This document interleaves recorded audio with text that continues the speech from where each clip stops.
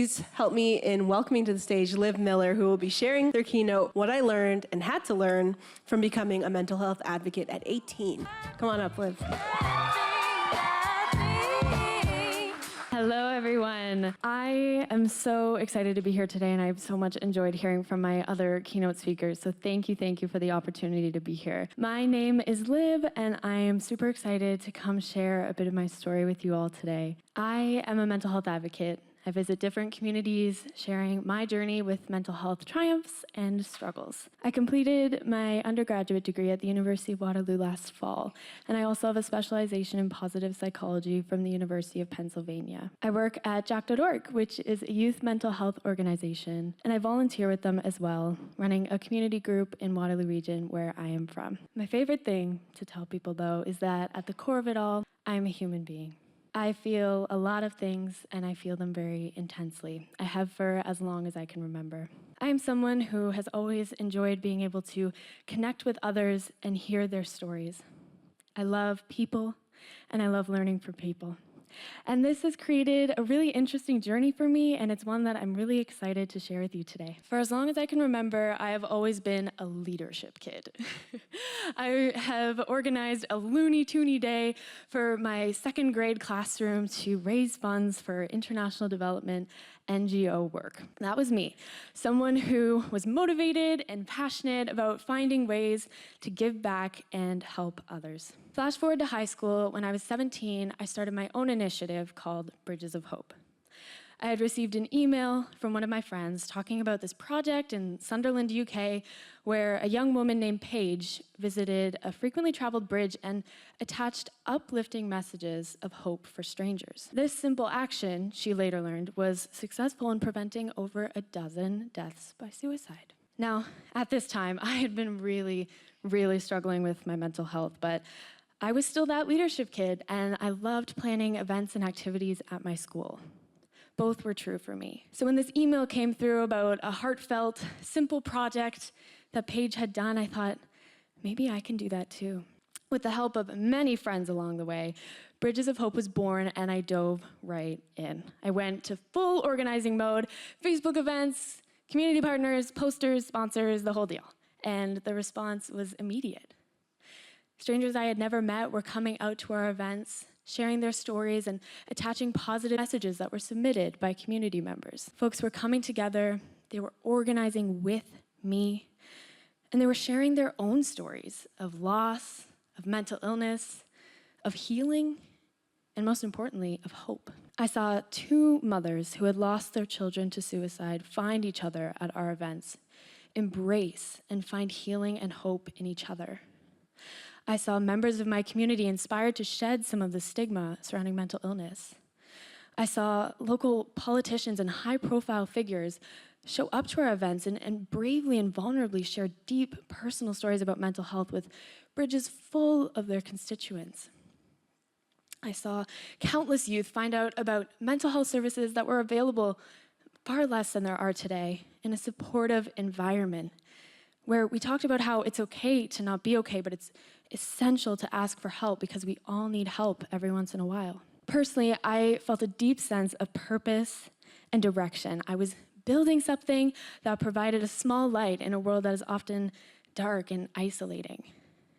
I was finding my voice and realizing that public speaking is an amazing way of enacting change, and that I was good at it and I liked it. And I met new people who felt their feelings just as intensely as I did. All in all, I was still struggling, but I felt less alone, and I could see myself doing this for a long time. And then something changed. My co-founder moved to a different city to begin university, and I dove into the workload even harder, shouldering an unsustainable amount of work and donning a new degree of visibility as Bridges of Hope's primary leader. And the extra work soon began to take its toll on me in ways that might be familiar to those who have been there. I was burnt out all of the time, but simultaneously felt like I was on this hamster wheel of growth and development that I couldn't get off of because this was a movement that was important to people, that people were being helped by. But it wasn't just the burnout. As the months progressed, I was beginning to realize that As the leader of a movement whose initiatives and events were based on this idea of vulnerable sharing of authenticity, I no longer felt that I was doing that myself. From my perspective, the message had shifted. While I wanted to reach out and talk to my community about what it's like to struggle with my mental health, it struck me that that wasn't the message being received anymore. You see, starting Bridges of Hope at a young age from a small town, and with the project receiving the media attention and public support that it did, the perception of me had started to change in ways that actually impacted who I felt I was able to be. To some, I was on a pedestal of perfection. I was the poster child for a youth mental health advocate who struggled with their mental health but has it all figured out now and even started her own initiative to help others. This wasn't at all true. And it's an unrealistic expectation to put on anybody. It was my worst nightmare to think that the youth that I was connecting with thought that I was someone they could never be. And then to others, it was the complete opposite. I could never be perfect enough. You're a mental health advocate. Why don't you do more of this? Why doesn't Bridges of Hope do more of that? Why don't you personally do more of this? The questions and the criticisms, typically online, bordered on harassment. And it led me to keep running on this hamster wheel faster and faster, trying to be everyone's advocate, ultimately at the expense of being my own. Now, in this stage of running Bridges of Hope on my own, I was beginning my undergrad. I was in this period of learning, but I felt like I couldn't make a single mistake. I was drowning, I was burnt out all the time, and I had no hobbies. I was navigating my own mental health journey with having very little actual life experience yet. And here's the thing. I was just starting to figure out and explore my identity as a queer person. This was a part of myself that I was learning to embrace and share with the people around me. But I'm from a relatively rural, conservative area, and the lack of representation and affirming spaces often made me feel alone and isolated. I found myself thinking a lot about the community that I had built, and the local leaders who showed up to our movement, who I had looked up to, the people who participated in our Bridges of Hope events and inspired others with deeply personal stories about their mental health. The politicians who supported our effort, supported our work, and supported me. All of this support existed before I came out as queer. And it made me ask myself, if I relaunched Bridges of Hope today, would they take my call? Would I have to explain who I am and validate it? Would they come to our events? And would I want them to at all? The part that worried me the most about how low I was feeling was that it seemed like I had lost track of who I was outside of the work that I was passionate about. I had no idea who I was anymore. And so, almost more than the burnout did, other people's perceptions left me feeling empty. Bridges of Hope was once something that made me feel more full. And here I was, hearing from wonderful, amazing young people who thought they could never do something like Bridges of Hope because I was someone they could never be. And I felt demoralized hearing from highly critical strangers who constantly questioned why I wasn't performing to this perfect definition of advocacy, which I knew I could never do. And so I walked away. Bridges of Hope had already donated all of its funding to a local counseling agency. I knew that I loved the community I had built, but it was clear that it was time to take a step back. So I kept moving in other ways. I continued public speaking because I knew I loved it. I began a local community group with Jack.org, where I still got to do what I loved, but I didn't have to be the face of every initiative. And it felt messy, and it felt new, but slowly I was feeling calmer, healthier, and more like myself again. I found I had more space for learning, for school, for life, and with that came new experiences, new perspectives, and new pieces of knowledge that I would not have gained had I not stepped away. I discovered that I love birds and bird watching. So naturally, I adopted a lovebird on Kijiji. I call my grandma almost every week to give her life updates, and every Christmas, I have a sleepover with my grown-up adult cousins. I love making digital and physical collages on the front porch bench of my family's home. And I'm musical to my core, so recently I was able to join a community choir, singing and dancing with some of my dearest friends. And I did come out as queer to family and friends, and the people in my life, both new and old, now affirm me and see me for all of who I am.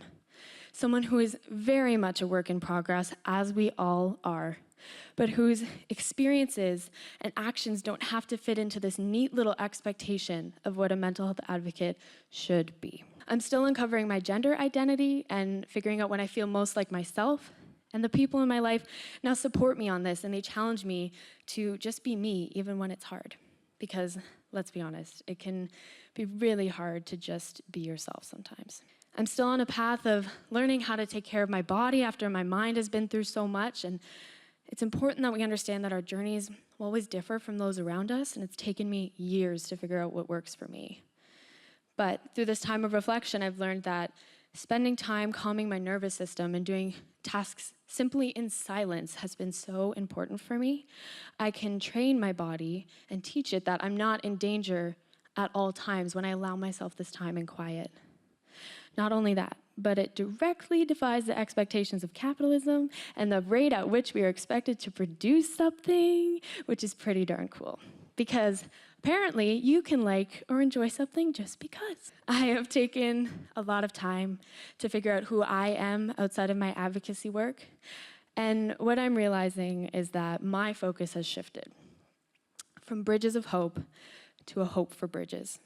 Bridges between strangers, between neighbors, between people who come together because of mental health in support of mental health. Bridges between the different parts of who I am and not just each part in isolation. Because no matter what I do, whether I return to Bridges of Hope or take a different route, I know that this desire for connection is what fuels me and what matters the most to me. And maybe there's something to that. A new chapter in this story that intentionally builds on that insight that, for some, preventing youth mental health struggles can be a starting place, a sliver of common ground for people of all backgrounds and identities that can bring about positive change. You know, I daydream about writing this book that features conversations with people of all backgrounds and identities, and it shows readers that we actually aren't as different as we think when it comes to feeling connected, appreciated, loved, and important. The kind of thing that I would have really benefited from reading when I spent all of those years feeling helpless, defeated, and confused. I don't know how realistic that is yet or when it'll happen, and that's okay. I'm okay with not knowing. So much of my story is still being written and unfolding as I speak. Someone once told me, don't ever share a story that you're in the middle of. And I understand what they meant, and on one level I agree that we should never share a story in a way that makes it seem like we have it all figured out when, in fact, we don't. But I do think we need more people sharing stories that they're currently in, especially with advocacy work and mental health. More stories where we're open about not having it all figured out, not knowing where we are going, and having that be okay. If that isn't true authenticity and, frankly, relatable inspiration, I don't know what is. I'm still learning these lessons in new ways every day. That's the thing about healing. We can't expect ourselves to stay the same after experiences shape us into new forms. The only thing that we can guarantee is that we will change time and time again. And we owe it to ourselves to be kind and compassionate to ourselves throughout that journey. So I want to leave you tonight with a few thoughts. The first is to those who are struggling with their mental health. You truly are not alone. Our worlds are demanding and they are exhausting. But there are so many people ready to talk about mental health. I wouldn't change a thing about my journey because it introduced me to some of the most compassionate and supportive people who are still in my life today. I encourage you to reach out to someone that you trust and work together to figure out what supports you need to feel just that much better. To the people who had black and white expectations of who I could be as a person and as an advocate, I encourage you to embrace multitudes. Embrace the idea that you can be a million people all at once, and that every value, hobby, interest, and behavior is equally important and deserving of love. Arguably, I think it's the most interesting thing about human beings, that we are complex, ever-changing, and full of contradictions. Last, but certainly not most least, to the young advocates out there, whether you're knee-deep in it now or you're thinking that you want to get out there and do more. I didn't really have a clue what I was doing when I started. but that is just further confirmation that you can do it too. I asked for help and humbly acknowledged what I did not know. And being vulnerable in your story can be difficult, but it creates beautiful things. Most importantly, do not lose sight of who you are outside of the work that you're passionate about. Find those hobbies, discover that favorite food, and allow yourself to be loved for more than just what you can give to the world.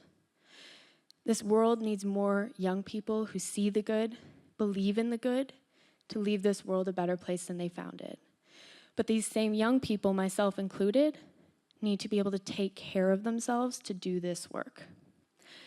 The givers deserve time, they deserve care, and they deserve energy to give back to themselves. After all, isn't knowing and loving yourself the greatest act of resistance of all? Thank you.